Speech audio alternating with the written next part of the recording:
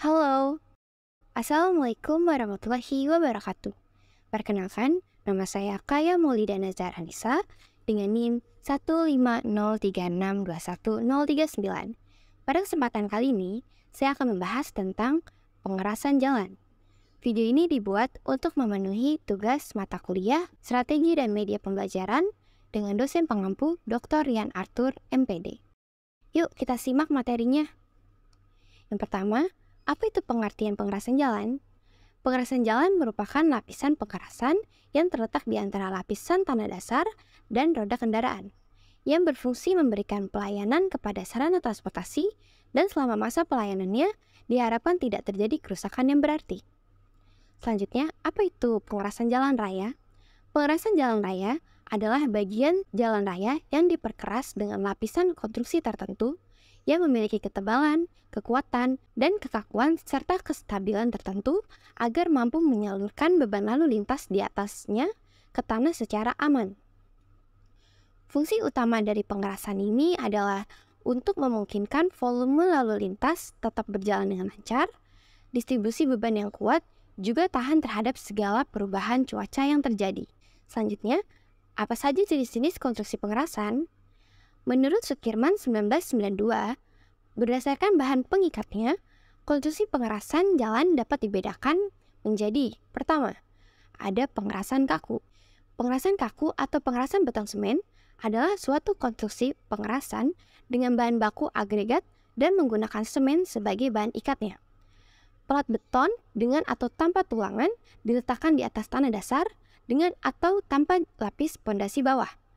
Pada pengerasan kaku, daya dukung pengerasan terutama diperoleh dari pelat beton. Bisa kita lihat pada gambar berikut. Ini adalah komponen pengerasan kaku.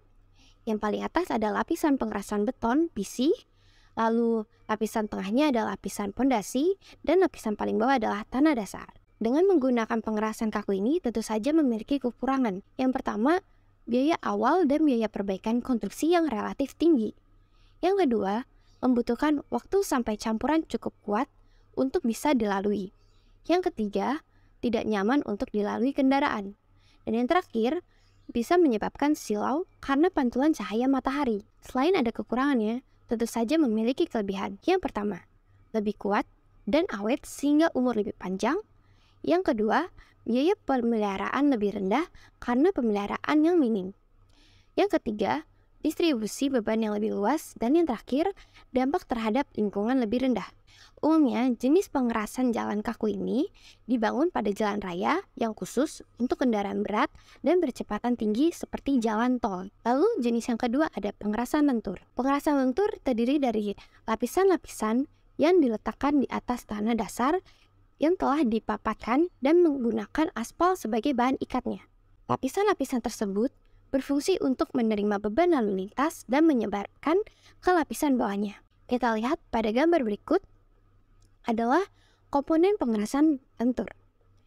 Yang paling atas yaitu adalah lapisan permukaan. Lapisan permukaan ini terdiri dari lapisan aus dan lapisan pengerasan. Lalu bawahnya ada lapisan pondasi atas, bawahnya lagi ada lapisan pondasi bawah, dan yang paling bawah adalah tanah dasar. Untuk bahan penyusun pengerasan lentur, ada bahan pokok yaitu pasir, kerikil, batu pecah atau agregat, dan lain-lain. Dan juga ada bahan ikat. Bahan ikat ini tergantung dari jenis pengerasan jalan yang akan dipakai. Bisa berupa tanah liat, aspal atau bitumen, dan juga bisa berupa portland, semen, atau kapur. Kekurangan dari penggunaan pengerasan lentur ini yang pertama, kurang tahan terhadap beban berat. Yang kedua, umur relatif pendek dibandingkan pengerasan kaku. Yang ketiga, biaya pemeliharaan yang tinggi karena pemeliharaan yang sering dilakukan. Yang keempat, membutuhkan energi yang tinggi, terlebih untuk campuran aspal. Lalu, selain ada kekurangan, tentu memiliki kelebihan. Yang pertama, biaya awal konstruksi yang rendah.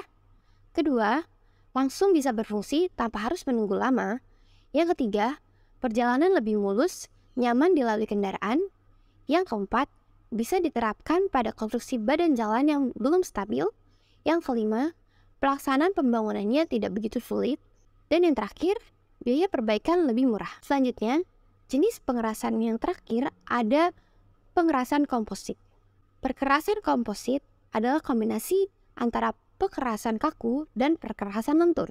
Pekerasan lentur di atas pekerasan kaku atau pekerasan kaku di atas pekerasan lentur. Terdiri dari material gabungan antara lain material cor, beton, aspal, dan lapisan tanah dasar.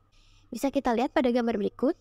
Komponen pengerasan komposit terdiri dari paling atas ada lapisan permukaan aspal, lalu bawahnya ada lapisan pekerasan beton PC, bawahnya lagi ada lapisan pondasi, bawahnya lagi ada tanah dasar. Untuk pengerasan jalan gabungan ini dibangun khusus untuk lalu lintas kendaraan yang tidak terlalu padat, misalnya untuk jalur pinggiran kota atau pedesaan. Selanjutnya, kita akan bahas tentang fungsi lapisan pengerasan. Supaya pengerasan mempunyai daya dukung dan kawetan yang memadai, tetapi ekonomis, maka pengerasan jalan raya dibuat berlapis-lapis. Lapis paling atas disebut sebagai lapis permukaan, merupakan lapisan yang paling baik mutunya. Di bawahnya terdapat lapisan pondasi yang diletakkan di atas tanah dasar yang telah dipadatkan. Menurut Suparto pada tahun 2004. Bisa kita lihat pada gambar berikut. Lapisan paling atas adalah lapisan permukaan, lapisan bawahnya adalah lapisan pondasi atas, lapisan bawahnya lagi adalah lapisan pondasi bawah, dan paling bawah adalah lapisan tanah dasar. Pertama kita akan bahas tentang lapisan permukaan atau LP. Lapisan permukaan adalah bagian pengerasan yang paling atas. Fungsi lapisan permukaan itu dapat memiliki yang pertama adalah fungsi struktural, yaitu ikut mendukung dan menyebarkan beban kendaraan yang diterima oleh pengerasan, baik beban vertikal maupun beban horizontal atau gaya geser. Untuk hal ini, persyaratan yang dituntut adalah kuat, kokoh, dan stabil. Lalu untuk fungsi non-struktural, yang pertama ada lapis kedap air, mencegah masuknya air ke dalam lapisan pengerasan yang ada di bawahnya. Yang kedua, menyediakan permukaan yang tetap rata agar kendaraan dapat berjalan dan memperoleh kenyamanan yang cukup. Yang ketiga, membentuk permukaan yang tidak licin, sehingga tersedia koefisien gerak yang cukup untuk menjamin tersedianya keamanan lalu lintas. Yang terakhir, sebagai lapisan aus, yaitu lapisan yang selanjutnya dapat digantikan lagi dengan yang baru. Lapisan permukaan terbagi lagi menjadi dua, yaitu lapisan aus dan lapisan antara. Lapisan aus ini adalah bagian dari lapisan permukaan yang terletak di atas lapisan antara. Fungsi dari lapisan aus yang pertama, mengamankan pengerasan dari pengaruh air. Yang kedua, menyediakan permukaan yang halus. Yang ketiga, menyediakan permukaan yang kesat. Lalu lapisan selanjutnya adalah lapisan antara. Lapis antara merupakan bagian dari lapis permukaan yang terletak di antara lapis pondasi atas dengan lapis aus. Fungsi dari lapis antara ini adalah yang pertama, mengurangi tegangan. Yang kedua, menahan beban paling tinggi akibat beban lalu lintas sehingga mempunyai kekuatan yang cukup. Lalu kita akan bahas lapisan selanjutnya yaitu lapis pondasi atas atau LPA. Lapis pondasi atas adalah bagian dari pengerasan yang terletak antara lapis permukaan dan lapis pondasi bawah atau dengan tanah apabila tidak menggunakan lapis pondasi bawah. Fungsi dari lapisan pondasi atas, yang pertama, lapis pendukung bagi lapis permukaan. Yang kedua, pemikul beban horizontal dan vertikal. Yang ketiga, lapis pengerasan bagi pondasi bawah. Lalu selanjutnya adalah lapis pondasi bawah atau LPB. Lapis pondasi bawah adalah bagian pengerasan yang terletak antara lapis pondasi dan tanah dasar. Fungsi dari lapis ini yang pertama, penyebaran beban roda. Yang kedua, lapis peresapan. Yang ketiga, lapis pencegah masuknya tanah dasar ke lapis pondasi. Yang keempat, lapis pertama pada pembuatan pengerasan.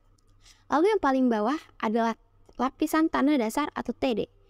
Tanah dasar adalah permukaan tanah semula, permukaan tanah galian atau permukaan tanah timbunan yang dipadatkan dan merupakan permukaan tanah dasar untuk peletakan bagian-bagian pengerasan lainnya. Selanjutnya, kita akan membahas tentang perbedaan antara pengerasan kaku dan pengerasan lentur. Yang pertama, perbedaannya yang paling jelas yaitu kedua pengerasan ini adalah bagian penyaluran beban ke subgrade atau tanah dasar. Lalu yang kedua, pengerasan kaku mempunyai kekakuan dan stiffness sehingga dapat mendistribusikan beban secara lebih luas pada tanah dasar, di mana beton merupakan bagian utama yang menanggung beban struktural. Yang ketiga, pengerasan lentur dibuat dengan material yang kurang kaku sehingga penyebaran beban itu tidak sebaik beton atau pengerasan kaku. Untuk itu, perlu tebal pengerasan yang lebih besar untuk meneruskan beban ke tanah dasar. Berikut adalah sumber-sumber yang saya pakai, mulai dari materi dan juga gambar-gambar. Sekian penjelasan dari saya. Terima kasih atas perhatiannya. Wassalamualaikum warahmatullahi wabarakatuh.